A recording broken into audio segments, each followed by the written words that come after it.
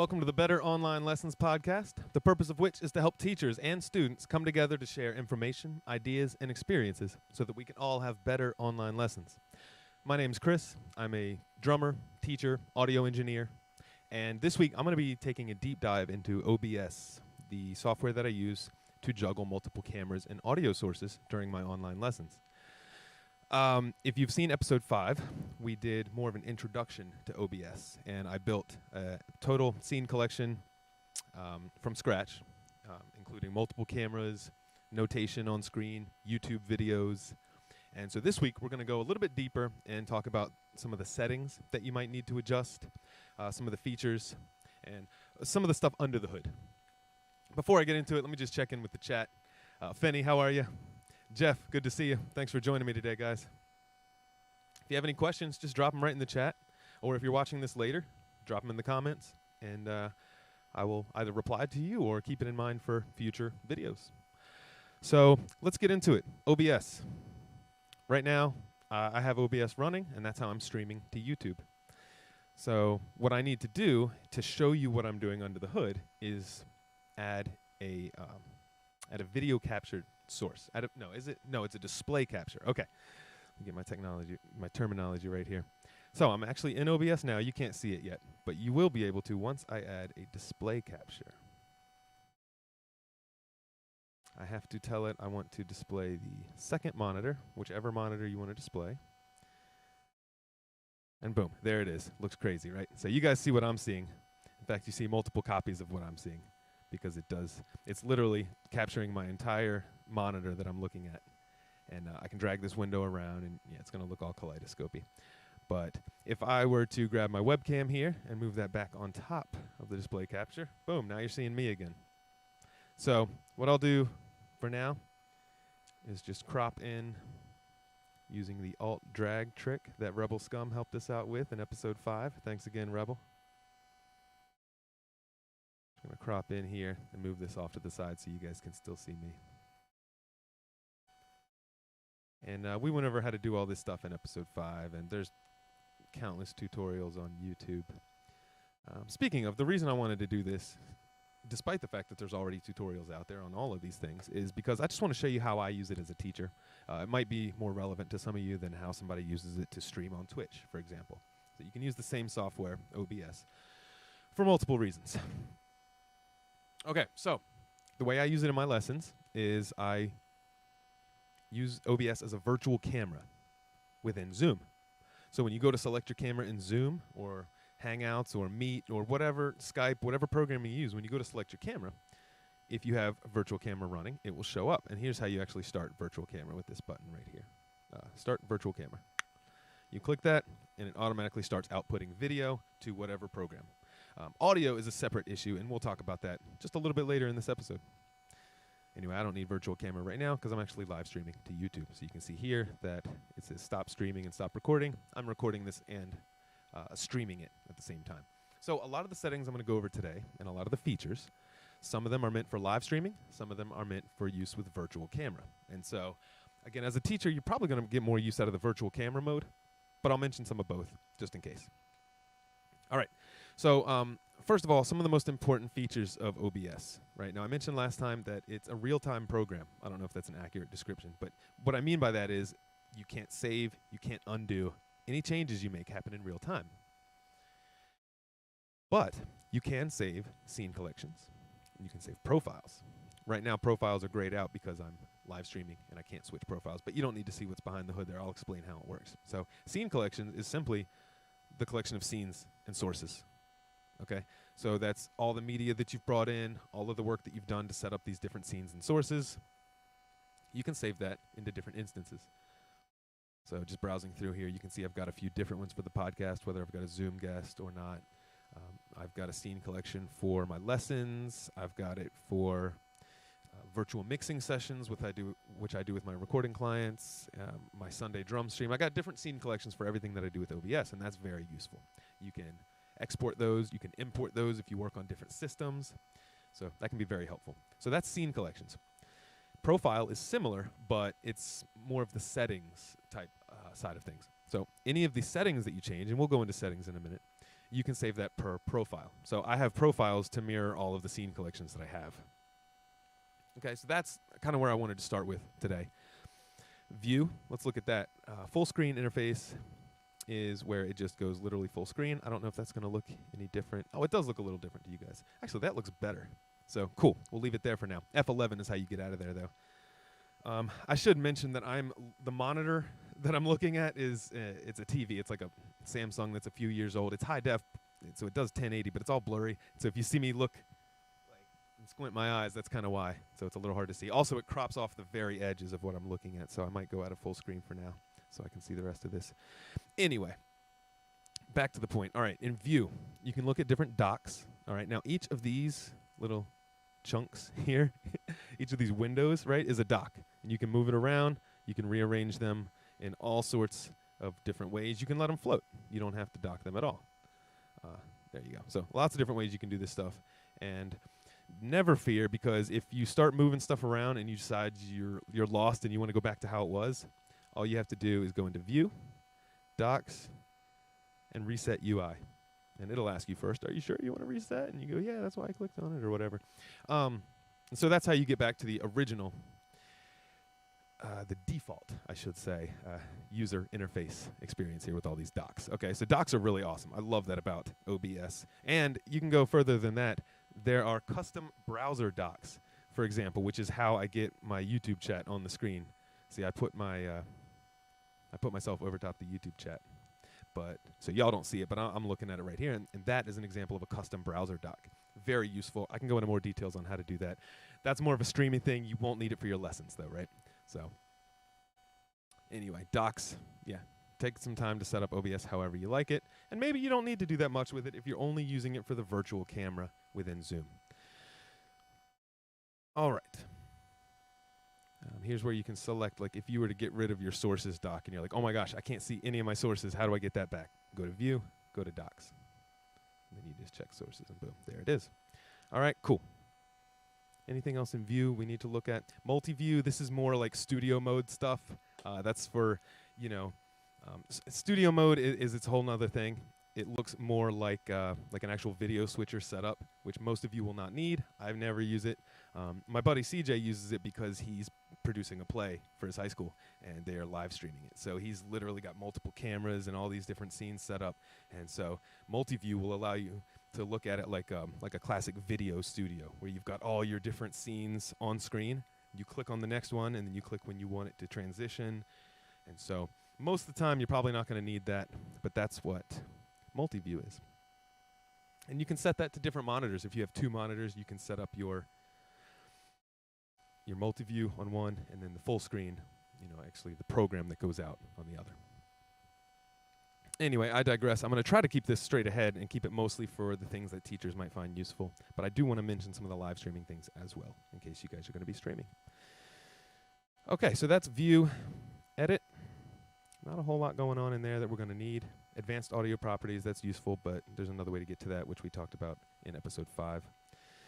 Tools, these are like third-party plugins. Virtual Camera used to be a third-party plugin, and you would have to download that and then start that up from Tools each time. But until a recent OBS update, which I think was like a month or two ago, where they actually incorporated it into OBS, which I thought was so awesome. Remember, guys, OBS is free software. Just go into Google, you'll type in OBS, you'll find the website, download it, install it, it's free. And it's very powerful. I cannot believe it's free. But they're constantly making updates and improving it.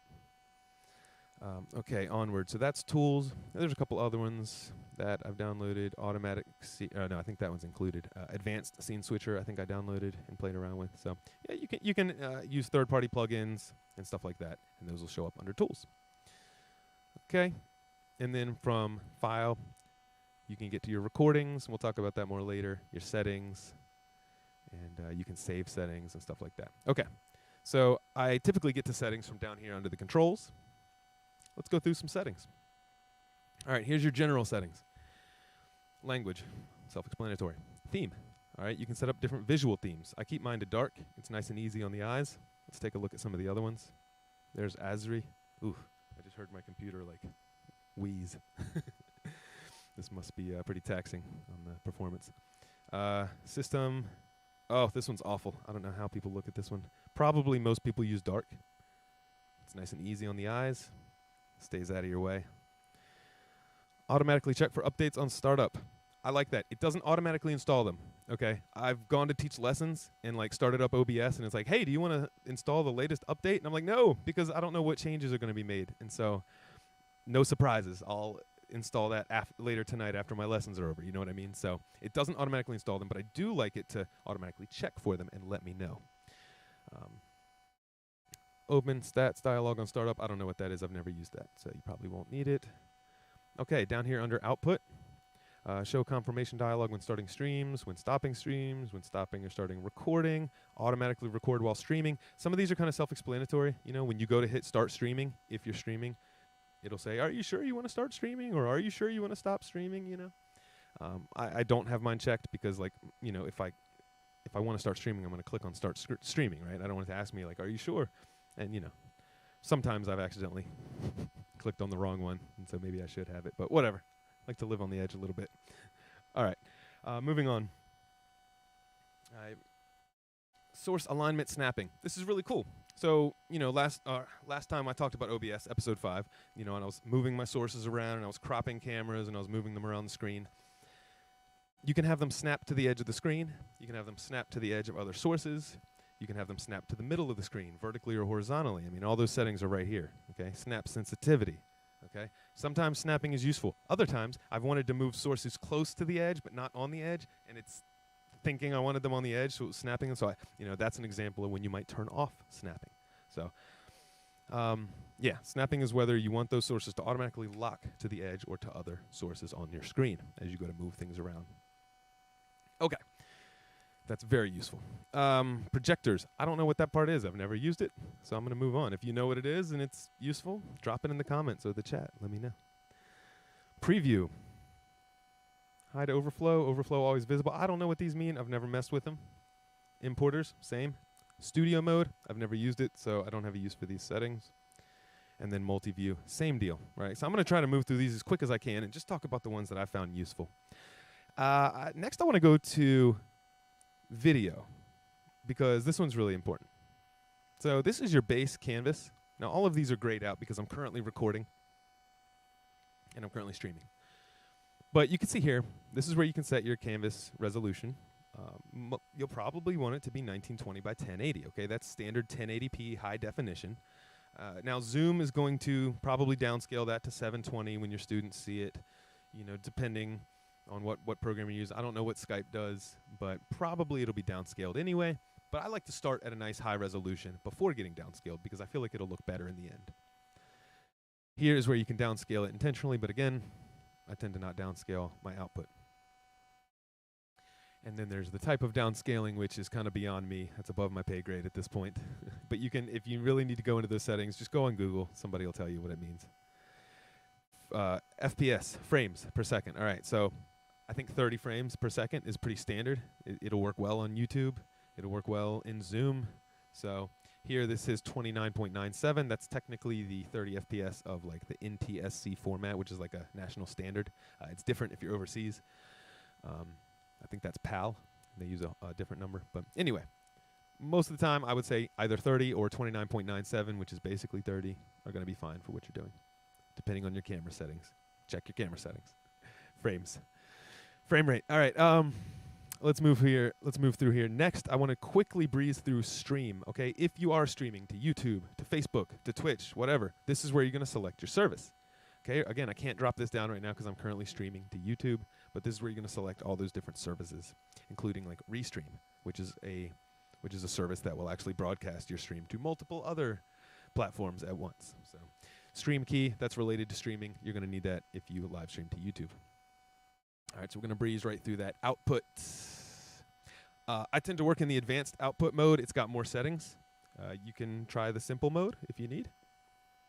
So real quick here, this is where you can decide your streaming encoder. Guys, if you are doing streaming, the encoder means what part of your computer is doing the processing. I have mine set to X264 right now, which means it's using the CPU. And I'll explain why I have that in a second. Depending on if you have a really strong CPU, you might use this. or depending on if you have an NVIDIA graphics card within the past few years, then you can switch it over to, if I was able to switch my encoder settings right now, you could use NVENC, NVENC, and that is going to use your graphics card, your NVIDIA graphics card. I'm not sure exactly which ones are supported. If you think you have a recent NVIDIA graphics card, look up the model number and see if it supports NVENC. And that way, you can use your graphics card to do the encoding if your CPU is struggling. Some of this stuff, again, is a little bit above my pay grade, but I know how to get it to the settings that I need, and so I'll try my best to explain the settings to you. Rescale output, again, if you want to stream down to a lower resolution. Constant bit rate, 4,000 kilobytes a second, kilobits per second, I don't know, whatever. You know, I just know that if you're streaming to YouTube or Twitch, 4,000 is pretty high. It might not be the max, but it also depends on how your internet quality is and the internet quality of your viewers. So that's streaming bitrate. CPU usage, if you're streaming and your CPU is struggling, you can set this faster. That will make it easier on your CPU at a compromise of lower quality. But honestly, like, your quality is going to be fine for most of these. Okay, so let's move on. Recording. This is something that I've found useful teaching. As a teacher, I found useful during my lessons. So if I'm showing something to a student and I want to make sure that they don't forget it for later, I will just pop into OBS real quick and hit record. Now, you can record through Zoom, and that's totally useful. I've done that before also. But that records a different way, and it usually doesn't look as good. You know, they might downscale it again to 720. Maybe I want a nice 1080 recording. So you can actually record here right in OBS if your computer's got the muscle to do it. So quick recording settings. Now, again, we're in the advanced output mode. So you're going to have more settings here than you would have in the simple recording output mode. Real quick, so standard, probably going to leave it on that for the purpose of recording. Recording format, right now I am recording to MP4. Now you can see this warning here in yellow. They state that if you're recording to MP4 and OBS crashes or your computer crashes, you will lose every bit of that recording. The alternative is to record to MKV files, which are a little more obscure. They're not recognized by most video editors and need to be remuxed afterwards, which is easy, and I can show you how to do that in the later settings. But if you do record to MKV and the OBS crashes, you can actually recover that video file for later. So if you're really pushing your computer and you definitely don't want to lose that recording, consider recording to MKV. I've never had a problem with OBS crashing. That's a metal snare. So until that starts happening, I'm going to use MP4s because it just saves me a little bit of time, and MP4s are recognized by all video editors for the most part. So audio tracks, you can decide which audio tracks, if you have multiple, get recorded. Encoder, here we are again. This time I'm using NVENC to use my NVIDIA graphics card for the recording aspect of it, because sometimes if I'm streaming and recording, I want to split that workload up so it's not taxing either one too much. And some of this is meant for, like, you know, if you're a video gamer and you're live streaming your games, you know, which are already using your GPU and your CPU, so you got to kind of juggle your resources a bit. So this is mostly for that stuff. You probably won't need to mess with most of these settings. I like to keep my output at 1080 for recording, because that's nice high quality. Okay, down here, rate control. This is where you can decide constant bit rate, or in this case, CQP, which I think is similar to constant bit rate. You video guys are going to have to let me know what's up with this, but again, I just know enough to get it to work how I need it to. The CQ level is kind of like the quality level versus the load on your computer. And right now at 18, I believe that one's relatively balanced. I could go lower to get a higher quality, but it would cause my CPU to work a little harder, or my GPU to work a little harder. I could go higher if my computer's struggling, and at the cost of a little bit of quality.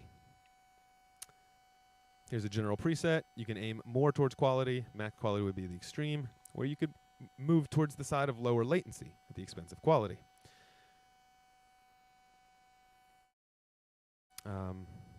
Keyframes, you're going to want to have that set at 2.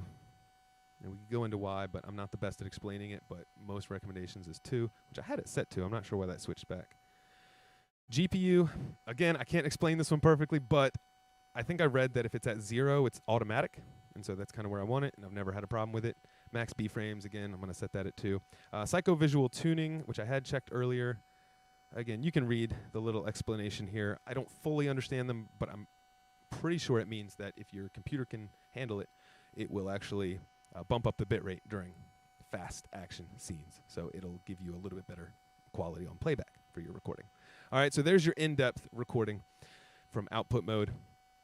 If we go into audio, this is where you can select the bitrate for your different audio tracks. You can name your audio tracks. I only ever use one audio track, but if you use multiple, that's where you'll get to it. Replay buffer, you're probably not going to need that unless you're a gamer and you're streaming and you want to do that.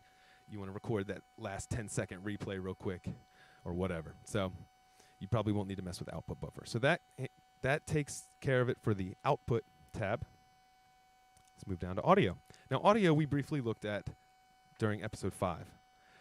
But again, quickly, that is where you can set your sample rate. You want to set that to whatever your audio interface is set at. This is where you can set your inputs for your different global audio sources. And I tend to prefer having my audio sources as sources within each scene. I moved them around. So let me just show you what I'm talking about. Got my docs all backwards. I tend to like to add audio sources per scene like this, and I went over that in episode 5, so you can check that out if you're not sure what I'm talking about. But again, if you go into settings, into audio, this is where you can set your global audio devices. That's another way to do things. Okay, your meters, if you're super picky about your audio metering, how fast the levels come back down from a peak, sample peak versus true peak. So again, if you're real particular about your audio meters, you can mess with that. If you're not sure what that stuff means, you don't need to worry about it. Advanced. Okay, this is monitoring device. Again, if you want to send sound out of OBS, either out of the computer through an interface, which is what this is set to now, my Zoom audio interface output, so I can monitor audio from there. Or you can set this to like a virtual cable, for instance. Here's cable A, which is how I would normally use when I'm using Zoom. And the reason for that, all right, virtual camera sends the video, right? And I mentioned earlier that audio does not get sent with that. It's just the video. So when you're in Zoom, you still have to select a separate audio device. Now, I could go in and select my audio interface separately, and that just goes right into Zoom. It has nothing to do with OBS. Or, in my case, I want to manage my audio in OBS and then send that to Zoom, okay? The reason is you can add audio filters. I don't know if I covered this last time. You can also add video filters. I don't know if I covered that last time. I should maybe touch on those before the podcast is over. So right here, I right-clicked, and you can see filters. All right. Right now, I've got a noise gate running because for whatever reason, I've got a little bit of noise going on in my system, and I haven't been able to isolate that. But a quick workaround is to set a noise gate. There's other audio filters. EQ, compression, gain, all sorts of useful things. So for those reasons, you may want to manage your audio within OBS and then send it out. Another reason would be audio sync. Okay, again, if you right-click here on the gear and you go to Advanced Audio Properties, here you can set your sync offset. And this is where you can add milliseconds to your audio. If it's ahead of the video, you can delay the audio so it syncs up with your video. You can also do that to the video, and I'll show you how a bit later. And so for those reasons, I want to manage my audio in OBS and then send it to Zoom. And the way you do that is you go into your settings, audio, and under this advanced section, this is your monitoring device again.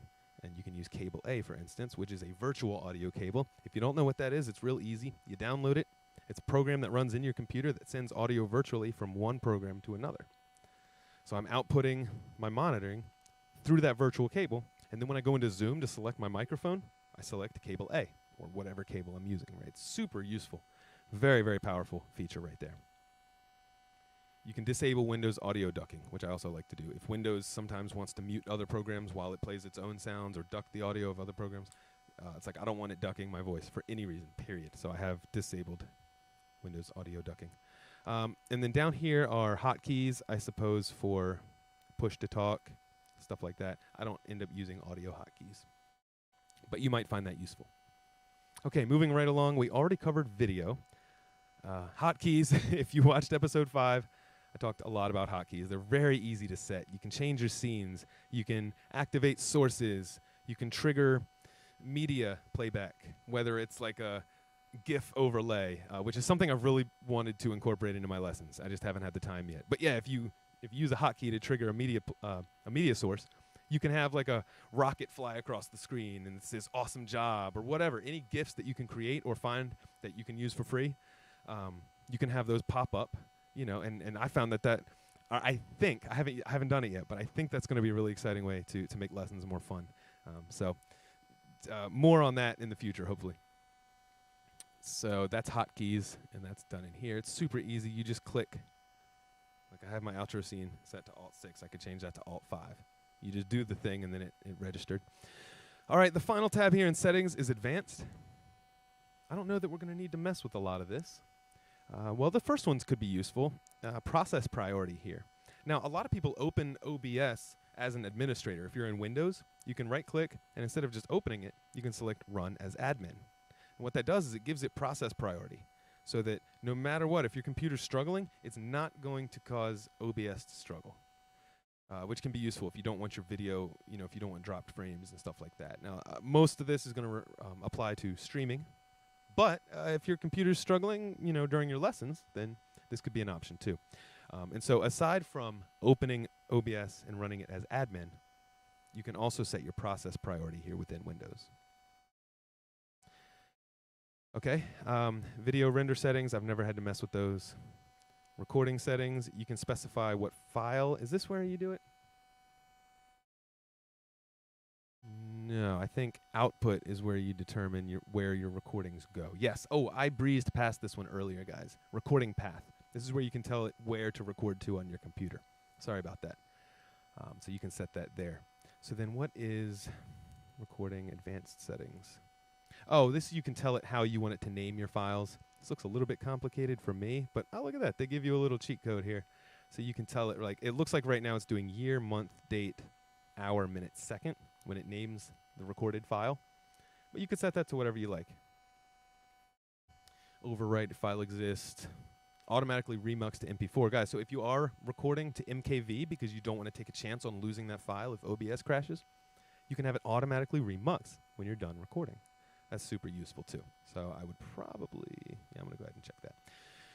And again, guys, all of these settings are per profile, okay? So you can make all these settings, customize them for one job, and then you can go make a new profile for something totally else, something totally different. If you're streaming one day and you're teaching lessons the other day.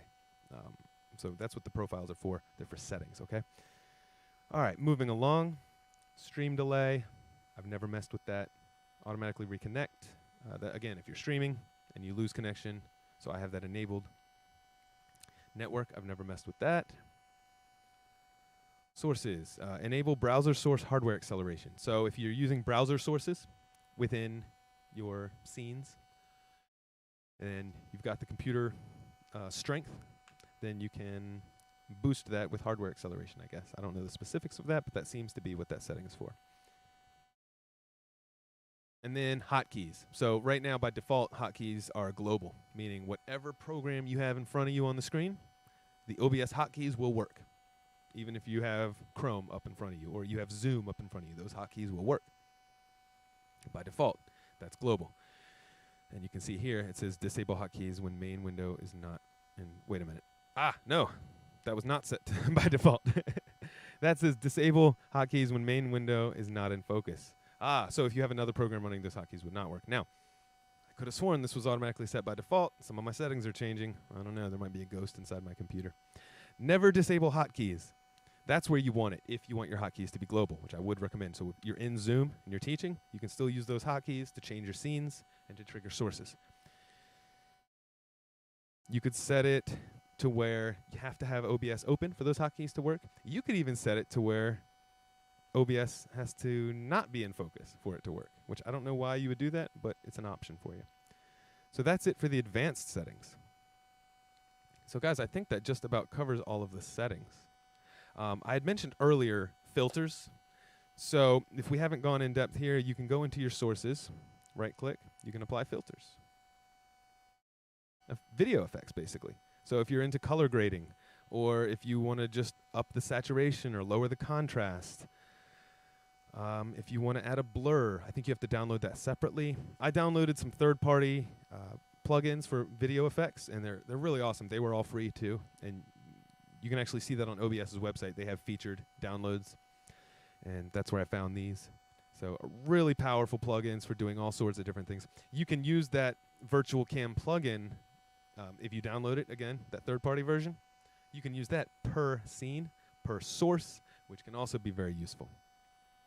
Yeah, color grading. You can mask.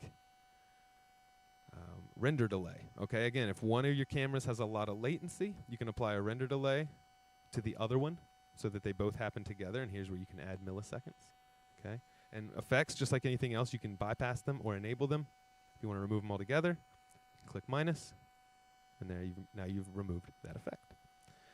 So that's filters. You can add filters onto different sources by right-clicking. You can add filters. Sorry, you didn't hear that part because I accidentally switched scenes and there was not an audio capture device on that.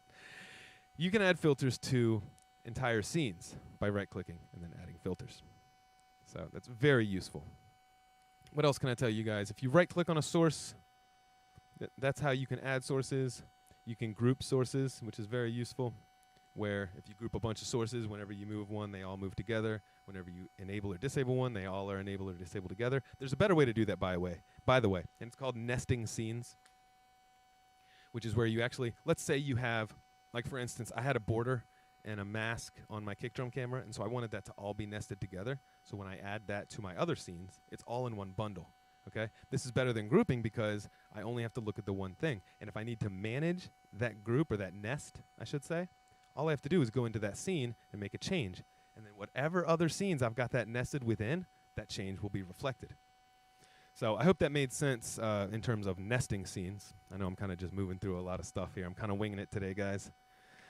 It's been a busy week. 2 kids under 2. Hard to find time to spend on this stuff, but I digress. Okay, other things that could be useful, you can rename, you can remove by right-clicking, you can copy filters, you can copy and paste scenes and sources.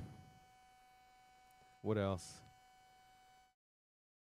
You can move up or down the order. Again, like if you were to move your display capture on top of the camera, boom, now you don't see me. I have to put my camera back on top. So the order in which you have your sources matters. The scenes, it does not.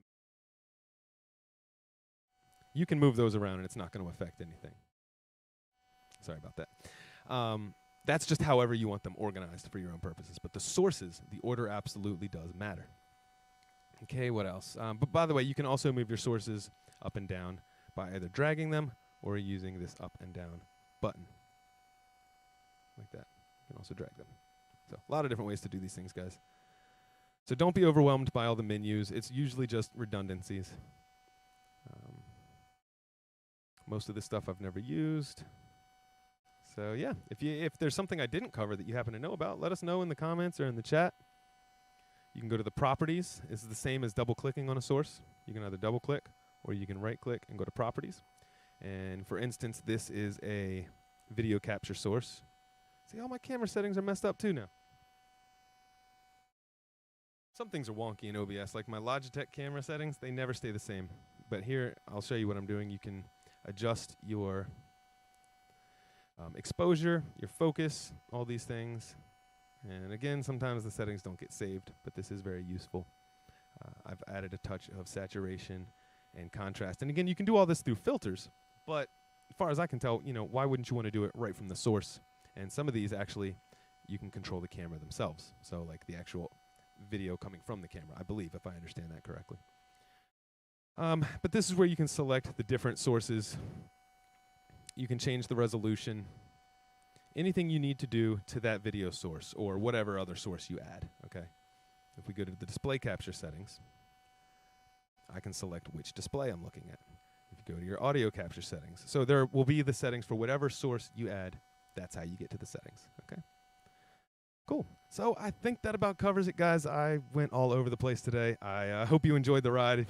If you're still watching, I hope you got something out of this. Again, this is going to be, well, I don't say again. This is going to be the last episode for a while. I'm putting it up on the shelf for a bit. If in the future, if there's, I don't know, maybe a need to, if I have something else that I really want to talk about online lessons, then I'll do another episode. But for now, that's it. So to those of you that have been tuning in, thanks for watching. I hope you got something out of it. To my guests that I've had on the show, can't thank you enough for your time and for the information that you've shared. And I've had a lot of fun doing this. So thanks, guys. I will see you when I see you.